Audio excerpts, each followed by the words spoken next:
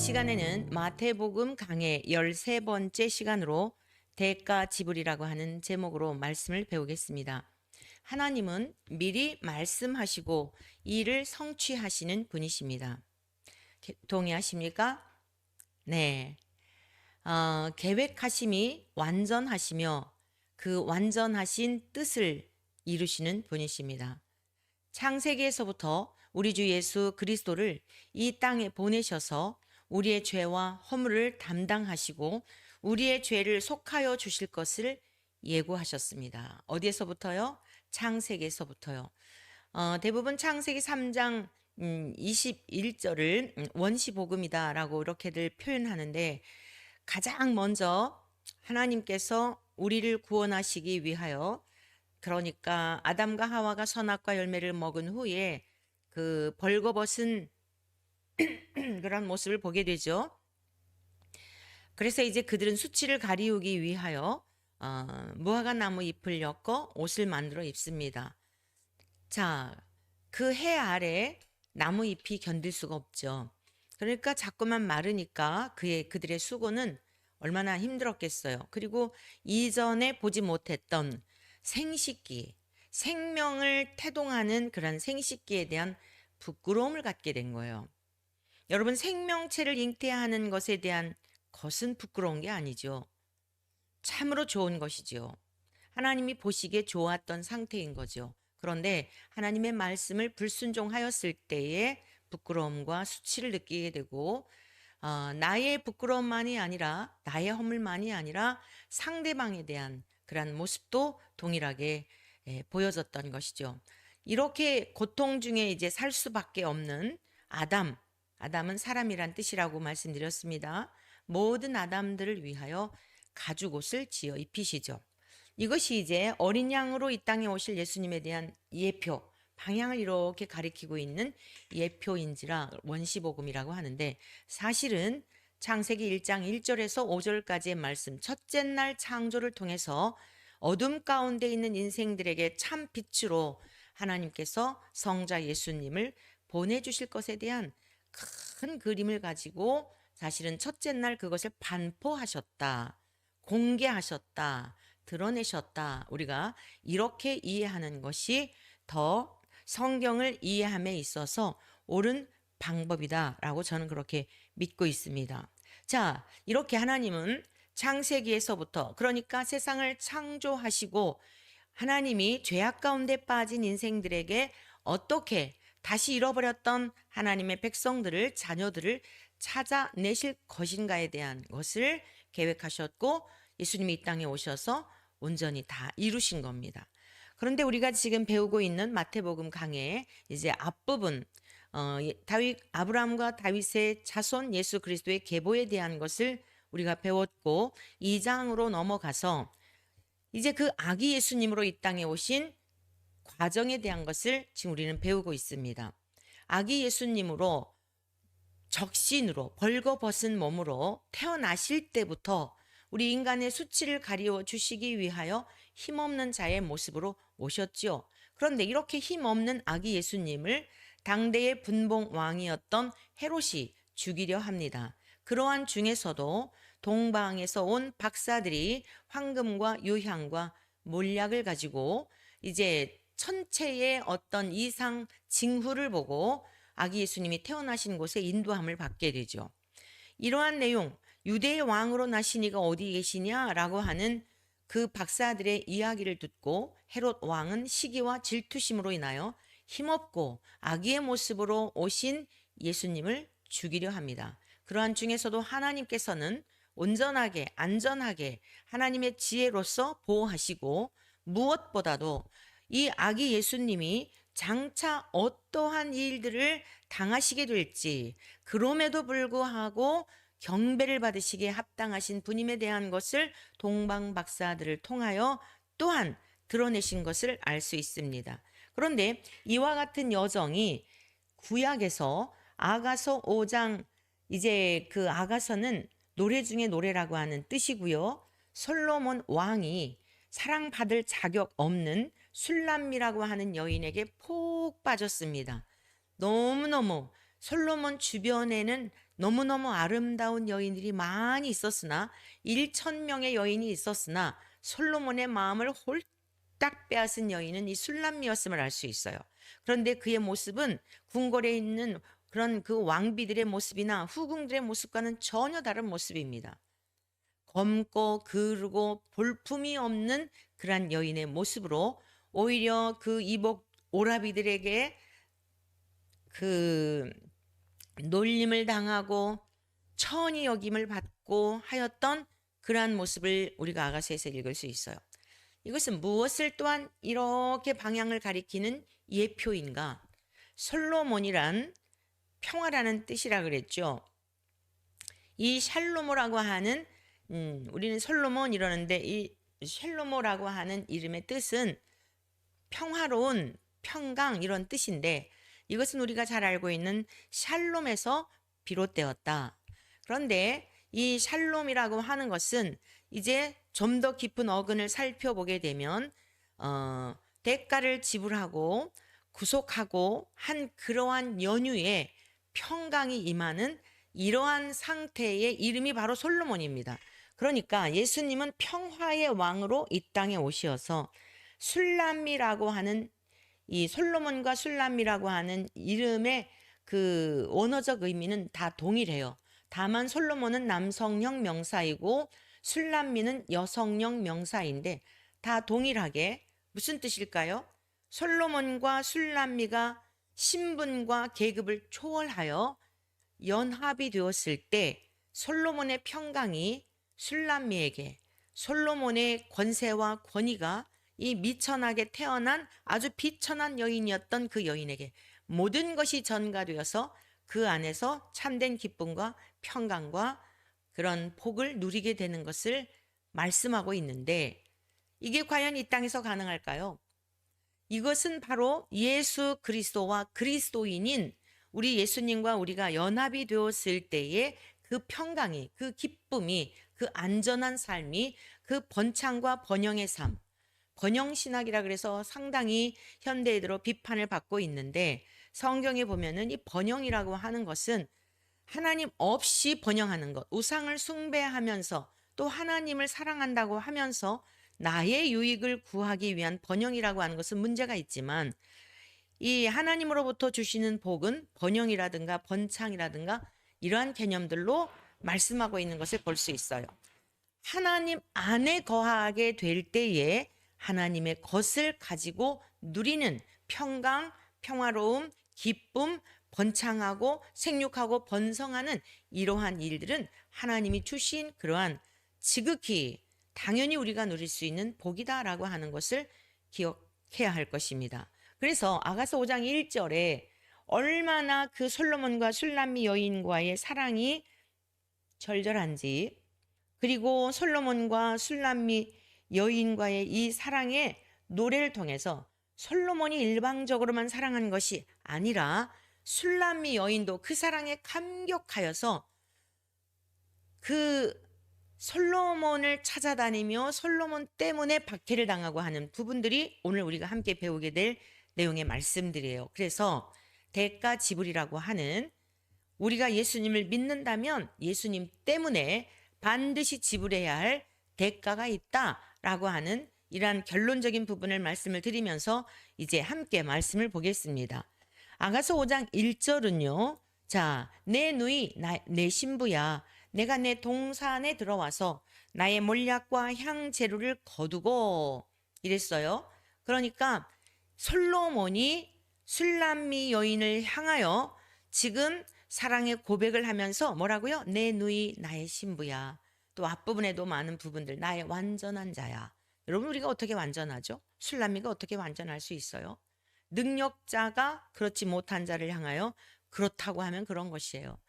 능력과 권세가 무한하신 하나님이 예수 그리스도를 통하여 너희의 죄가 없다라고 하시면 우리는 죄를 사함 받는 거예요. 자, 그런 개념에서 지금 이 말씀을 이해하시기를 바라요. 솔로몬은 예수님, 술람미는 성도, 구원받은 그리스도의 신부된 자들 이렇게 여러분들이 이러한 개념을 이해하시고 이 호칭에 대한 것을 그렇게 이해하시면서 말씀을 들으시면 훨씬 더 이해하기가 쉬울 것입니다. 자, 내 동산에 들어와서, 내가 내 동산에 들어와서 나의 몰약과 향재료를 거두고, 몰약과 향재료, 동방박사들이 아기 예수님께 황금과 유향과 몰약을 드렸습니다. 아기 예수님인데 지금 이 소망 가운데 태어난 아기에게 시체에 바르는 몰약이라든가 유향이 왜 필요하겠습니까? 그렇잖아요. 이상하지 않습니까? 황금이라고 하는 것은 그럴 수 있어요. 그런데 아기 예수님에게 시체에 바르는 몰약과 유향을 가지고 와서 경배를 하였다니까요.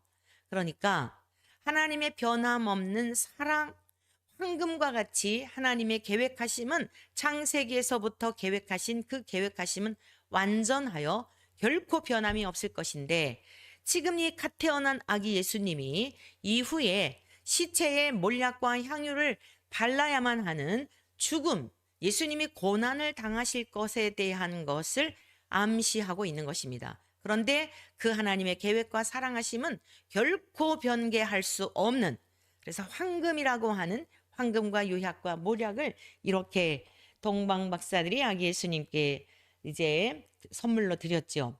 오늘의 이 본문 말씀을 보면 솔로몬이 몰약과 향재료를 거두었다는 거예요. 거둔다. 이제 이것을 끝내버렸다. 뭐 이렇게 밖에다가 널어놨던 것을 다시 거둔다. 자, 벼 이삭을 잘라가지고 추수 때에 거둔다. 이런 개념들 여러분 이해 쉽죠? 그러니까 무엇인가 이 신랑이 몰약과 향재료를, 이건 죽음을 이야기하는 건데, 고난을 의미하는 건데 끝낸 것을 말씀하는 거예요. 나의 꿀송이와 꿀을 먹고 동산에 다시 들어와서 꿀송이와 꿀을 먹고 내 포도주와 내 우유를 마셨으니 나의 친구들아 먹으라, 나의 사랑하는 사람들아 많이 마시라.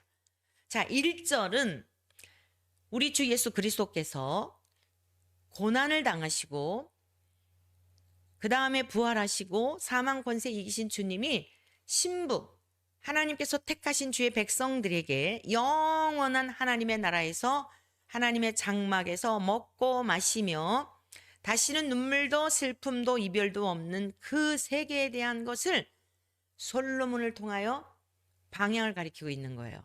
단순히 솔로몬과 술람미의 사랑에 빠져 있는 그것을 노래하는 게 아니라, 솔로몬 참 평강의 왕이신 예수님은 평화의 왕으로 오셨잖아요. 화평하게 하는 자는 복이 있나니 그들이 하나님의 아들이라 일컬음을 받을 것이라. 예수님이 먼저 화목제물로 오셨습니다. 그래서 이렇게 화목제물로 오신 예수님이 고난을 다 마치시고 부활하시고 이러한 예수님을 믿게 되면 주님과 연합이 된 술람미, 솔로몬과 술람미는 같은 뜻이라 그랬어요. 예수 그리스도와 그리스도인, 주님에게 속한 연합이 된 한 몸을 이루게 된 우리들이 이제 술람미하고 솔로몬만이 아닌 많은 친구들, 솔로몬의 친구들, 술람미의 친구들, 이건 뭘 말하죠? 교회 성도들을 말하는 거예요. 구원받은 하나님의 백성들을 말하는 거예요. 우주적 교회의 관점에서 앞서가신 분들, 현대에 살고 있는 그리스도인들, 이후에 태어날 그리스도의 사람들 모두를 아우르는 거예요. 영원한 하나님의 동산에서 꿀을 먹고 인생에 있어서 가장 단맛, 변개치 않는 자연에서 추출된 그 맛이 꿀이잖아요. 그러니까 최상의 기쁨의 상태를 그 영원한 하나님의 동산에서 누리게 될 것에 대한 그러한 예언인 것입니다. 그러면서 보실까요? 자, 이 사랑을 경험한 술람미, 성도가 어떻다고요? 내가 잘지라도 마음은 깨었는데, 내가 잘지라도 마음은 깨었다는 거예요. 그 사랑을 깨닫게 되니까 오늘 하나님의 말씀을 듣는 성도 여러분 모두에게 이 은혜가 있기를 축복합니다. 성경 공부하기 위해서 아침 방송을 들으시는 것이 아니라, 물론 우리가 끊임없이 공부를 해야 합니다. 하나님의 말씀을 알기 위해서 열심히 연구하고 그래야 합니다. 그러나 인격적으로, 전 존재적으로 하나님의 사랑이 체감되어지는 은혜가 있기를 축복합니다. 그 신랑의 사랑이 절절히 깨달아지니까 마음은 깨었다는 거예요. 잠을 자는데도 깨어 있다는 거예요. 그리고 나의 사랑하는 자의 소리가 들린다는 겁니다. 요즘 이 시대에 하나님께서 아무개야 이러실까요? 어떤 방법으로 음성을 들려주실까요?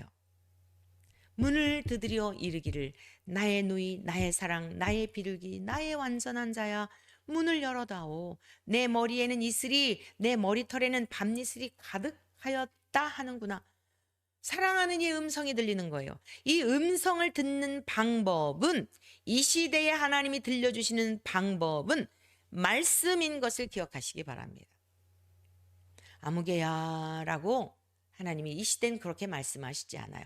아주 특별한 경우를 제외하고는. 그런데 어떤 이들은 뭐 수시로 하나님이 말씀하셨다, 뭐 하나님이 직통 계시하셨다 하는데 매우 위험합니다. 아무리 신실한 것 같고 아무리 그런 것 같아도 어쩌다가 한번 정말 특별한 경우에는 이 사랑하는 딸에게 아들에게 고난 중에서 하나님이 이 기록된 말씀, 사실 그 음성들도 나중에 보면은요 성경에 기록된 말씀들이에요. 저도 주님의 음성을 아주 손꼽을 만큼 들은 적이 있어요. 인생에 아주 고난 중에 이 세상에 나를 도울 자가 아무도 없구나 하고 기도하면서 주님 그랬더니 내가 여기 있다 이러시더라고요. 주님 미음자가 떨어지기도 전에 주님 저는 정말 초라하고 처량한 인생입니다. 아무도 저는 도울 자가 없습니다. 저의 보호자도 없습니다 하고 주님 이러는데 내가 여기 있다. 수년의 세월이 흐르고 나서 성경에 보니까 이사야 58장에 나오더라고요. 내가 여기 있다. 너가 부를 때에는 내가 부르짖을 때는 내가 여기 있다 하리니. 근데 그 앞에 뭐라고 전제하고 있냐면 제가 읽어드리겠습니다. 이사야 58장. 하나님의 음성을 그냥 들려주시는 것이 아니에요. 우리에게 요청하시거나 그러한 삶을 살기를 바라시거나 또 그러한 삶을 살아왔거나 하나님의 더 깊으신 뜻이 있는 것입니다. 이사야 58장은 금식에 관한 말씀이거든요. 금식을 할 때에 뭐 떠벌리고 내 의를 자랑하기 위한 것 이런 것은 하나님께서 받지 않으신다 그랬어요. 그런데 야곱의 죄에 대하여 하나님이 택하신 백성들의 죄에 대하여 크게 외치라는 겁니다. 야곱의 집에 그들의 죄를 알리라는 거예요. 그리고 날마다 나를 찾아 하나님의 길 알기를 즐거워하도록 가르치라는 거예요. 좀 쭉 말씀하면서 자, 내가 기뻐하는 금식, 하나님이 기뻐하는 금식이 뭐냐? 흉악의 결박을 풀어주며 멍에의 줄을 끌어주며 압제 당하는 자를 자유하게 하며 모든 멍에를 꺾는 것이 아니겠느냐? 또 줄인 자에게 내 양식을 나눠주며 유리하는 빈민을 집에 들이며 헐벗은 자를 보면 입히며 또 내 골육을 피하여 스스로 숨지 아니하는 것이 아니겠느냐라고 하셨어요. 이미 이 말씀은 마태복음 24장, 25장 우리 예수님께서 마지막 심판 때 오른편 왼편을 가르시죠. 오른편에 있는 자들에게 임금님이 이제 오른편에 있는 자들을 칭찬합니다. 창세로부터 준비된 복을 받으라 말씀하세요. 그래서 이들이 놀래요. 우리가 뭐 복 받을 짓을 했나 하고 보니까 너희는 내가 줄였을 때에 먹을 것을 주었고 나그네 됐을 때 영접하였고 병들었을 때 돌보았고 주님이 이런 말씀하시는 거예요. 우리가 그런 적 없는데요. 임금님이 언제 굶주리신 적이 있습니까? 아니 언제 병드시고 언제 헐벗은 적이 있습니까? 그랬더니 여기 내 형제에게 한 것이 나에게 한 것이다 그러셨죠. 이사야 말씀도 마찬가지예요.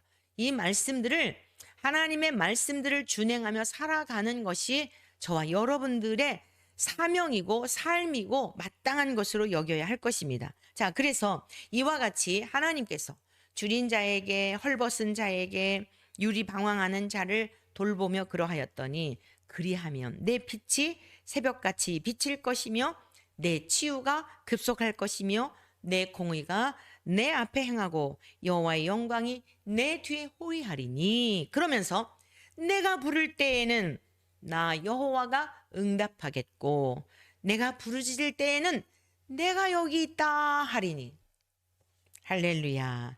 만일 내가 너희 중에서 멍에와 손가락질과 허망한 말을 제하여 버리고 줄인 자에게 내 심정이 동하며 줄인 자에게 심정이 동하고 괴로워하는 자의 심정을 만족하게 하며 여러분, 우리의 신앙은 생활이 되어야 할 줄로 믿습니다.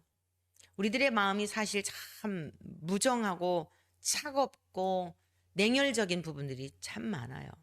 어느 정도 차이는 있겠지만 우리 모두 다 그렇습니다. 그런데 하나님은 긍휼이시잖아요. 그 긍휼하심을 우리를 통해 세상 가운데 나타내시기를 바라요.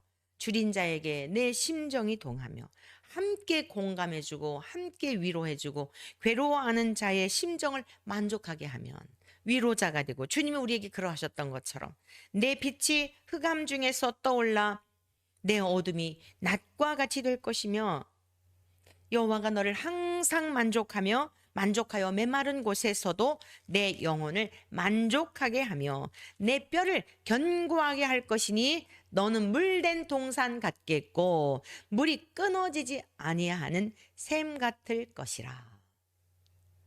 12절에는 이런 말씀이 있어요. 내게서 날 자들이 오래 황폐된 곳들을 다시 세울 것이며, 황폐가 된 거예요. 쓸모가 없는 거예요. 그런데 여러분, 당대 우리들의 복으로 끝나는 게 아니라 하나님의 말씀과 명령과 규례를 따라서 법도를 따라 살았더니 우리의 대에 이렇게 만족한 삶만 주시는 게 아니라 내 후대에 너에게서 날 자들이 오래 황폐된 곳들을 다시 세울 것이며 너는 역대에 파괴된 기초를 쌓으리니. 쓸모없는 것들을 새롭게 하고 다시 세우고, 이거 어떻게 사람이 할 수 있을까요? 그리고 뭐라고 말씀했어요? 너를 일컬어 무너진 데를 보수하는 자라.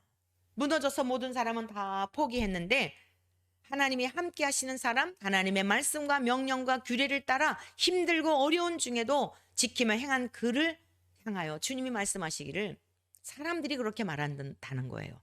너를 보수하는 자라. 무너진 데를 보수하는 자라 할 것이며 길을 수축하여, 길이 없었어요. 막막했어요. 그런데 거할 곳이 되게 하는 자라 하리라. 할렐루야, 할렐루야. 오늘 주의 종들에게, 주의 백성들에게, 우리 지금 대한민국이 총체적으로 우왕좌왕하며 갈 길을 알지 못하고 내년 총선을 앞두고 또 국회의원들이며 대통령이며 정치 지도자들을 보면 그저 어떻게 해서든지 정권을 찬탈하기 위해서만 혈안이 되어 있어서 백성들의 삶에는 도무지 말뿐이지, 이런 지경. 영적으로는 어떻습니까? 도대체 어느 곳이 진리의 길인지. 오늘 아침에도 저희 내외가 함께 식사하면서 그런 내용을 잠깐 나누었는데, 우리나라의 아주 강해 설교의 대가라고 할 만큼 대단한 분이에요. 그 분에 대해서 어떻게 생각하느냐 그랬더니 물어요, 저에게 정 목사님이. 약간 2%가 부족한 듯한 느낌을 받았다. 과거에 누가 소개를 해서 아주 그 엘리트들이 많이 다니는 교회라고 또 소문이 났고, 소망교회 말하는 거 아닙니다. 다른 교회예요. 네. 그래서 어떠냐라고 묻기에 2%가 부족한 것 같다. 그랬더니 이 설교를 듣다 보니까 하여간 이상한 이야기를 하는 거예요. 은퇴한 원로인데도 불구하고. 여러분, 속에 있는 것을 숨길 수가 없어요. 숨길 수가 없어요. 완전 인본주의로 해석을 하는 거예요. 인본주의로, 사람을 중심한 주의로 성경을 해석하는데 어떻게 그 영혼들을 구원에 이르게 할 수 있을까요? 너무 안타까운 모습이었어요. 이제 원로가 되니까 더 영향을 미치는 거예요. 근데 선한 영향력을 미치고 원로로서 정말 성경의 말씀대로 가르쳐서 바른 길로 인도해야 하는데, 여러분, 저와 여러분들이 바라볼 분은 오직 예수 그리스도. 저와 여러분들이 꼭 붙들어야 할 것은 하나님의 말씀. 이 말씀이 그러한가 하여 말씀에 우리의 전부를 걸어야 해요. 남은 여생 다른 거 여러분 다른 데 마음 투자하고 할 겨를이 없어요. 우리의 전심을 다하여 하나님의 말씀을 읽고 묵상하고 신비에 새기고 삶으로 살아내도록. 58장, 이사야 58장의 말씀이 뭡니까? 너가 부르짖을 때는 내가 여기 있다 하리니. 직통계시가 아니에요. 성경에 이미 주신 말씀이에요. 그러면 이 말씀을 들었을 때에 어떻죠? 내가 이 삶을 다 이루었다고 착각하면 그건 또 교만에 빠지는 거고요. 하나님이 부르짖을 때에 응답하시는 방법은 바로 이거구나. 주의 율례와 규례와 법도대로 순종하며 따라가게 되면 언제라도 흑암 중에서도 은밀한 곳에 숨은 재물을 주어 하나님이 부르신 것을 알게 하시고, 고난 중에도 황폐되고 무너진 데를 다시 세우게 하여 세상에서도 빛으로 소금으로 살아가도록 하나님이 역사하시는 분이구나. 아, 더욱더 주님의 말씀과 규례와 법도대로 살아야 되겠구나. 이렇게 주님의 음성을 들었을 때에 자신을 돌아보며 자세를 고추 세우고 낙심 중에 있을 때 다시 힘을 얻어 주님 가신 길을 따라야 하는 것이, 말씀을 통해 주님이 음성을 들려주셨을 때에도 우리가 가야 할 길입니다. 다른 사람들보다 내가 특출 나가지고 나는 음성을 듣는다, 직통 계시를 듣는다, 수시로 듣는다, 뭐 천국을 갔다 왔다. 여러분, 이런 것들에 제발 미혹되지 않기를 바랍니다. 천국을 갔다 왔는데 지옥이 어떻고 저쩌고 이런 것에도 미혹되지 말기를 바랍니다.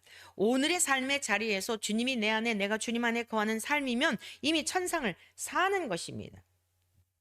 자, 말씀이 이제 다시 아가서로 돌아옵니다. 아가서로 돌아와서 이 신랑이 밤니스를 맞고 왔다는 건 뭐예요? 밤이 맞도록 찾아온 거예요. 자, 유대인의 배경은 특히 유목민이잖아요. 양을 치는 그런 목자들, 목동들. 그래서 구약에도 신약에도 우리 주님이 친히 선한 목자다 이렇게 비유를 하셨고, 다윗은 여호와는 나의 목자시니 내가 부족함이 없으리로다. 그 유명한 명시를 또 성경에 이렇게 성령의 감동으로 기록되게 하나님께서 하셨고, 그러니까 양을 치는 목동이나 목자가 밤이 맞도록 양을 치다가 여러분 이슬을 맞을 거 아니에요? 이러한 것들을 우리가 연상해 볼 수 있는 거예요. 무엇보다도 수고, 무엇인가를 향하여 수고한 그러한 자의 모습인데, 오늘 이 신랑이 솔로몬이 신부를 찾아서 밤이슬을 맞고 왔다는 거예요. 밤이슬이 가득하였다. 얼마나 그 사랑하는 술람미를 향하여 전심으로 사랑하고 있고 달려왔는지를 알 수 있잖아요. 자, 그러면서 이제 이건 어제까지 사실 들려줬던 말씀인데 3절, 내가 옷을 벗었으니 이 신부가요, 술람미가 너무 감격스러운 거예요. 이 신랑의 음성을 들으니까 너무 감격스러워서 내가 옷을 벗었으니 어찌 다시 입겠으며 내가 발을 씻었으니 어찌 다시 더럽히랴마는 내 사랑하는 자가 문틈으로 손을 들이밀매 내 마음이 움직여서 일어나 내 사랑하는 자를 위하여 문을 열 때 몰약이 내 손에서, 몰약의 집이 내 손가락에서 문빗장에 떨어지는구나. 자, 이 해석을 제가 주석에는 어떻게 해석들을 했나 하고 봤어요. 그랬더니 이렇게, 내가 옷을 벗었으니 어찌 다시 입겠으며 내가 발을 씻었으니 어찌 다시 더럽히랴마는, 이런 해석들을 이 그 성도가 다시 이렇게 타락한 그리스도의 사랑에서 멀어져 있는 것으로 이렇게 해석이 되었더라고요. 그리고 내 사랑하는 자가 문틈으로 손을 들이밀매 내 마음이 움직여서 일어나 내 사랑하는 자를 위하여 문을 열 때 몰약이 내 손에서, 몰약의 집이 내 손가락에서 문빗장에 떨어지는구나 라고 하는 이 부분에 대해서도 두 가지로 해석을 하고 있더라고요. 그러니까 솔로몬이 문빗장에 몰약을 떨어뜨려 놓았다라고 하는 해석하고요. 또 하나는 솔로몬이 술람미에게 준 몰약을 술람미가 가지고 있다가 솔로몬을 맞이하기 위해서 그 문빗장에 바르던 중에 떨어진 것으로 해석하더라고요. 이 주석에 나오는 해석입니다. 그런데 그 후자, 그러니까 솔로몬이 술람미에게 주었던 몰약, 그 몰약을 신랑을 맞이하기 위해서 이제 그 문빗장에 바른 이러한 것으로 해석을 하는데, 저는 그 해석과는 조금 달리 해석이 되어져요. 내가 옷을 벗었으니 어찌 다시 입겠으며 내가 발을 씻었으니 어찌 다시 더럽히랴마는,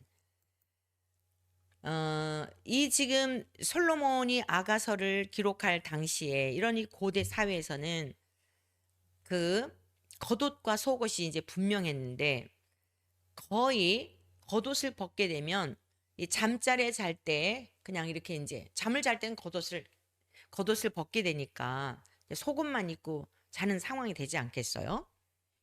그러니까 지금 옷을 벗었다라고 하는 것, 또 뒷부분에 보면 발을 씻었다고 얘기하고 있잖아요. 평안한 상태를 말하는 거예요. 앞부분의 1절에서 잔치, 천국에서 우리가 살게 될 영원한 잔치에 대한 거를 큰 틀 안에서 1절에서 지금 말씀하고 있는 겁니다. 그리고 그렇게 그 동산에서 함께 먹고 마시며 즐기고 영원한 그 나라에 이르게 하시려고 신랑이 어떻게 사랑했는지를 2절에서 보여주고 있는 거예요. 절절한 사랑, 밤이슬이 맞도록 찾아온 거예요. 그 사랑으로 말미암아 감격하고 있는 거예요. 이제는 그 신랑의 음성을 너무도 잘 알아들어요. 그래서 그 신랑의 사랑을 받으며 평안히 무방비 상태죠. 발도 다 씻고 그리고서는 잠을 자려고 하는데 잠은 자려고 몸은 누웠으나 마음은 어땠다 그랬어요? 마음이 깨어 있는 거예요. 마음이 깨어 있어서 그 신랑의 음성, 더군다나 나의 사랑 나의 완전한 자야 막 그리고서는 문틈을 신랑이 여기 지금 뭐라 그랬어요? 내 사랑하는 자가 문틈으로 손을 들이밀매. 문은 이곳과 저곳을 가르는 곳이잖아요. 내가 지금 안식을 그리스도 안에서 안식을 누리고 있는 이 안방에서 평강을 누리고 깊은 잠에 잘 수 있는 휴식의 공간이잖아요. 바깥은 뭐죠? 죄악으로 관영하고 바깥의 이 세상은 얼마나 험악합니까? 우리가 싸우는 것은 바로 이 악한 세상에서의 죄악과 싸워야 하고 우리를 그리스도의 사랑에서 끊으려고 하는 악한 세력과의 싸움이 이 바깥 세상이에요. 그 경계선이 문 아니겠어요? 주님이 주시는 안식과 평강 가운데 잠을 자는데 몸은 누웠지만 영으로는 계속 깨어서 주님의 음성이 들리고 그런데 너무 선명하게 주님의 음성이 들리는 거예요. 신랑의 음성이 들리는 겁니다. 그러니 좀 더 자자, 좀 더 졸자, 좀 더 누워있자 지금 그럴 수가 없는 상태인 거예요. 벌떡 일어나서 내 사랑하는 자를 찾아 나서는 겁니다. 문틈으로 이곳과 저곳의 사이를 가르는 그 문틈. 몰약은 뭐예요? 우리 주님 여기 보니까 이랬잖아요. 문틈으로 손을 들이밀매 내 사랑하는 자가 문틈으로 손을 들이밀매 내 마음이 움직였다 그랬어요. 여러분 손과 몰약과 이러한 것들은 신랑과 신부의 사랑의 징표예요. 떠오르는 게 없으세요? 예수 그리스도의 십자가에 못 박힌 손과 가시면류관과 옆구리에 창을 받으신 것과 이 표시, 이 징표로 말미암아 우리가 구속함을 얻은 거예요. 이 세상과 저 세상의 사이의 문틈에 몰약의 집이 떨어진다. 내 사랑하는 이가 나를 구원하기 위하여 우리 주 예수 그리스도께서 저와 여러분들을 구원하시기 위하여 그 고난 당하신 것을 회상하게 되고 그것이 실제처럼 뚝뚝 내 손가락에서 자기에게도 그 고난에 동참하는 것을 의미하는 겁니다. 문빗장에 떨어지는구나. 자, 그러면은 6절을 한번 보실까요? 내가 내 사랑하는 자를 위하여 문을 열었으나 주님의 음성이 들려서 자리에서 편안하게 잘 수 있는 옷 다 벗고 발도 다 씻고 더러운 발로 잔 게 아닙니다. 발을 씻었다. 이거는 주님께서 그 고난 당하시기 전에 최후의 그 만찬 하시던 날 세족식을 하시잖아요. 죄를 씻음에 대한 상징이에요. 발을 씻긴 거예요. 그런데 그 주님의 음성 때문에 사랑하는 자를 위하여 문을 열고 그리고 밖으로 뛰쳐나간 거예요. 그는 벌써 물러갔네. 내가 내 사랑하는 자를 위하여 문을 열었으나 안일하고 평안하고 너무 좋죠. 발도 다 씻고 아주 정말 편안하게 거의 아무것도 걸치지 않은 상태예요. 침상에 지금 누워있는 이 고대 사회의 이 의류 뭐 이러한 것들의 어떤 그 문화적 그런 상황을 보게 되면 겉옷을 벗고 이렇게 잠자리에 누워있는 상태는 아주 최상의 안식을 누리기 위해서 누워있는 상태인 겁니다. 그런데 신랑의 음성이 들리는 거예요. 내가 지금 이렇게 자서 잘 수가 있는가? 내 사랑하는 신랑의 음성이 들리는데 그래서 일어나 보니 신랑은 안 계신 거예요. 그래서 그가 말할 때에 내 혼이 나갔구나. 무슨 말을 하신 거죠? 나의 사랑, 나의 예쁜 자야. 일어나서 함께 가자. 너는 나의 신부, 나의 누이, 나의 완전한 할렐루야. 여러분 모두에게도 이 사랑이 절절히 느껴지기를 축원합니다. 혼이 나갔다는 거예요. 응? 제발 이 세상에 그저 요즘 라면이 뭐 전청조 온갖 유튜브가 다 도배를 하고 있는데 그런 부한기에 허망한 것에 그 돈의 탐욕과 탐심에 빠져서 사기당하고 그러는 거예요. 절대로 세상 공짜 없습니다. 여러분 일확천금을 누리면 안 돼요. 그럼 사기당해요. 주신 바를 족한 줄로 여기고 저도 목회하면서요. 엄청나게 목회 초년에서부터 20대 때부터 엄청난 사기당할 뻔 알았어요. 그런데 하나님께서 분별하게 하시고 나중에 알고 보니까 그때 제가 26세 때요. 신혼 시절이에요. 내가 아주 막 멋있게 생기고 그냥 얼굴도 꽃미남이에요. 꽃미남. 서울대 법대를 나와가지고 사시에 패스를 해갖고 지금 연수 중이라는 거예요. 금요일 날 밤에 왔어요. 금요일 날 밤에 철야 시간에. 그래가지고서는 막 그렇게 귀티나게 생기고 잘생긴 총각이 없는 거예요. 그러면서 그때부터 새벽 기도를 나오기 시작을 하고 어떻게 여기로 오게 됐냐 그랬더니 서울법대를 나와서 사시에 패스를 해갖고 연수 중인데 부업으로 독서실을 하려고 이 주변을 찾다가 보니 교회에 불이 켜져 있더라는 거죠. 그래서 기도를 해야 되겠다라고 철야에 왔다는 거예요.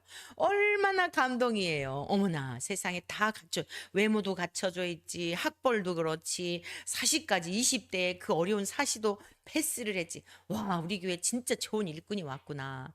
이러면서 온 성도들이 그냥 막 그러죠. 근데 매일 새벽 기도 오는 거예요. 그리고 우리 사택에 오는 거예요. 그러더니 이렇게 둘러보더니 그때 이제 목사 안수 받기 돌아가신 목사님 목사 안수 받기 전이었는데 그러는 거예요. 전도사님, 아우 사모님 너무 고생시키시지 마시고 제주도에 저희 형님이 계신데 전도사님하고 사모님하고 여행 좀 다녀오시라는 거예요. 비행기표랑 다 끊어주겠다고. 그래서 또 그 뒷날에는 와가지고 우리 집에 이제 그 TV가 없었거든요.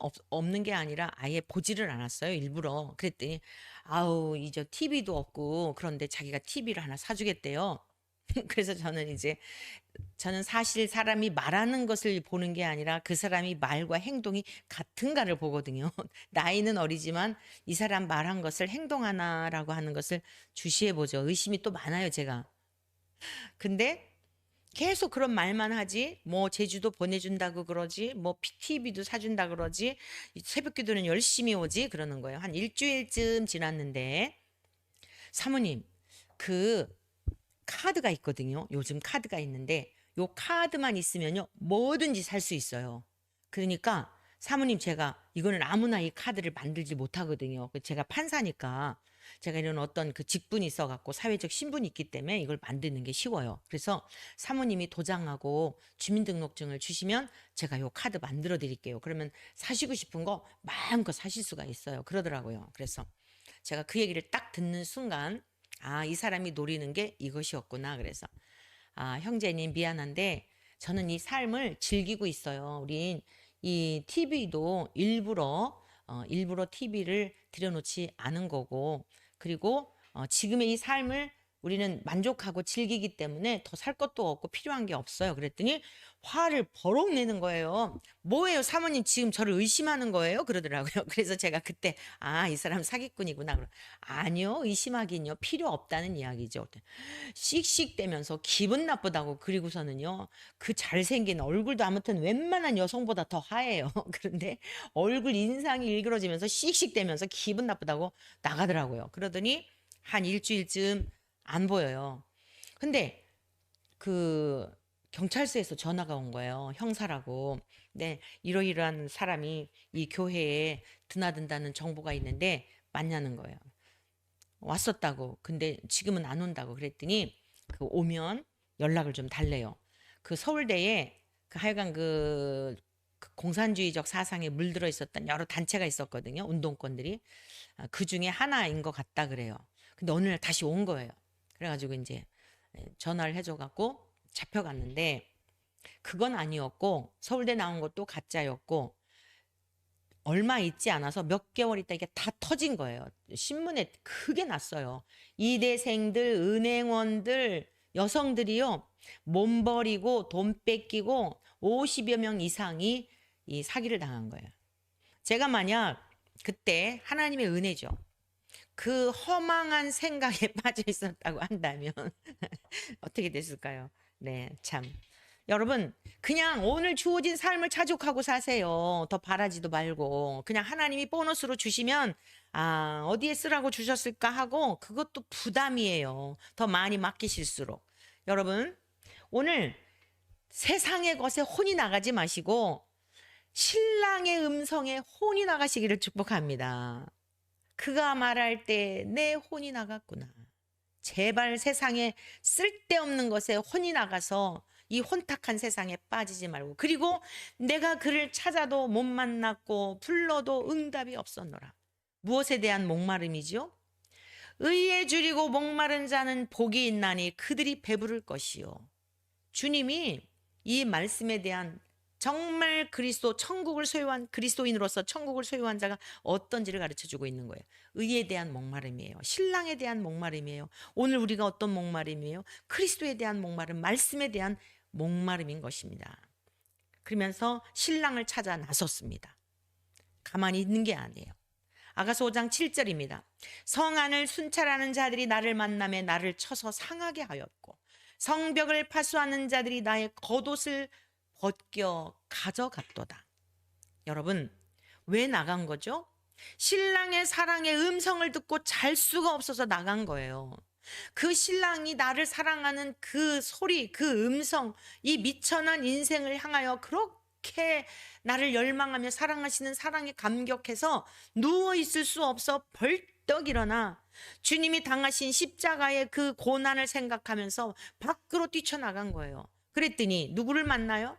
신랑을 금방 만났나요? 성 안을 순찰하는 자들을 만난 거예요. 성벽을 파수하는 자들을 만난 거예요. 이들은 누구죠? 세상의 것들을 보호하고 세상의 것들을 지키기 위한 자들이에요. 우리는 저 영원한 하나님의 나라를 소유한 자들이에요. 세상의 것을 지키기 위하고 세상의 것을 파수하기 위한 자들은 하나님 나라를 소유한 자들을 감당하지 못해요. 알아보지 못해요. 그러니까 어떻게 하죠? 때리고, 네가 진짜 그리스도인이야? 겉옷이 뭐죠? 그 사람의 신분을 말해주는 거예요. 목사 가운을 입으면 내가 목사입니다 하지 않아도 목사인 것을 알아요. 법복을 입으면 아, 저 사람은 판사이구나를 아는 거예요. 의사 가운을 입으면 의사인 것을 아는 거예요. 그 사람의 신분을 말하는 거예요. 겉옷을 가져간 거예요. 예수 그리스도의 사람으로 살아가는 삶이 여러분 세상에서 그렇게 녹록한 게 아닙니다. 뭐 환영을 받고 칭찬받고 하는 게 아니에요. 신랑의 음성 때문에 그 사랑에 겨워서 혼이 나갈 정도로 내 혼을 다 홀딱 가져가신, 내 마음을 다 가져가신 거예요. 그래서 밖을 나갔더니 성 안을 순찰하는 자들에 의하여 고통을 당하게 됩니다. 가지고 있었던 것도 빼앗기게 됩니다. 그러면서 5장 8절을 보실까요? 그러한 중에도 사랑이 변질되지 않아요. 이렇게 고백합니다. 예루살렘 딸들아, 너희에게 내가 부탁한다. 너희가 내 사랑하는 자를 만나거든 내가 사랑함으로 병이 낫다고 하려무나. 오늘 저와 여러분들이 육신의 일을 도모하다가 스트레스 받고 병나는 자들이 아니라 우리 주 예수 그리스도의 사랑에 겨워 그 사랑 때문에 눈물겨운 그리스도의 사랑 때문에 저와 여러분들을 위하여 아기 예수님으로 탄생하실 때부터 동방의 박사들이 장차 아기 예수님, 힘없는 아기 예수님 지금도 죽이려고 하지만 앞으로 십자가에서 죽으시고 무덤에 갇혀져서 몰약과 향재료를 받으셔야만 하는 그러한 때를 예표하고 있는 탄생하실 때부터, 아니 이 땅에 오시기 전부터 세상이 창조되기 전에 하나님이 계획하신 그 계획하심을 하나님은 이루셨는데 무엇 때문이었죠? 하나님이 저와 여러분들을 그렇게 극진히 사랑하셔서 이 세상에 어떠한 것과도 바꿀 수 없는 하나님이 우리를 사랑하시는 그 사랑을 아들을 대신하여 주시고 우리를 사 주신 겁니다. 그런데 우리가 어떻게 함부로 살 수 있죠? 어떻게 세상의 허망한 것에 마음을 빼앗기며 살아갈 수가 있죠? 주님이 말씀하셨어요. 마태복음 16장 24절 25절입니다. 너희가 나를 따라오려거든 자기를 부인하고 자기 십자가를 지고 나를 따를 것이니라. 누구든지 제 목숨을 구원코자 하면 잃을 것이요 누구든지 나를 위하여 제 목숨을 잃으면 찾으리라. 고난이 있다는 거예요. 예수님의 이 사랑, 이 음성, 기록된 말씀을 통하여 우리가 깨달았지만, 알게 되었지만 대가 지불을 반드시 해야 한다는 겁니다. 누구든지 나를 따라오려거든 자기를 부인하고 내 속에 있는 의, 교만, 세상에 대한 열망, 아직도 부항기, 얼마나 많은 게 그냥 가득 차 있는지 몰라요. 이것을 부인하고 이제는 내가 옛사람, 이제는 내가 새로운 사람, 그리스도의 사람이 되었습니다 라고 하는 이러한 고백 속에 우리의 모든 옛 성품과 옛 자아와 죄악된 본성들을 십자가에 못 박고 주님을 따라가게 될 때 잃어버린 것 같지만 얻게 되는 역설적인 것이 진리입니다. 오늘 저와 여러분들 끝까지 우리 주님만을 열망하며 승리의 삶을 살아가시는, 그리고 어떠한 대가 지불을 해야 할 때일지라도 기쁨으로 성을 파수하는 자들에 의하여, 성벽을 지키는 자들에 의하여, 세상의 사람들에 의하여 우리가 모욕과 조롱과 박해를 당한다 할지라도 기쁨으로 대가 지불하며 살아가는 승리의 삶을 사는 저와 여러분 되시기를 주의 이름으로 간절히 축원합니다.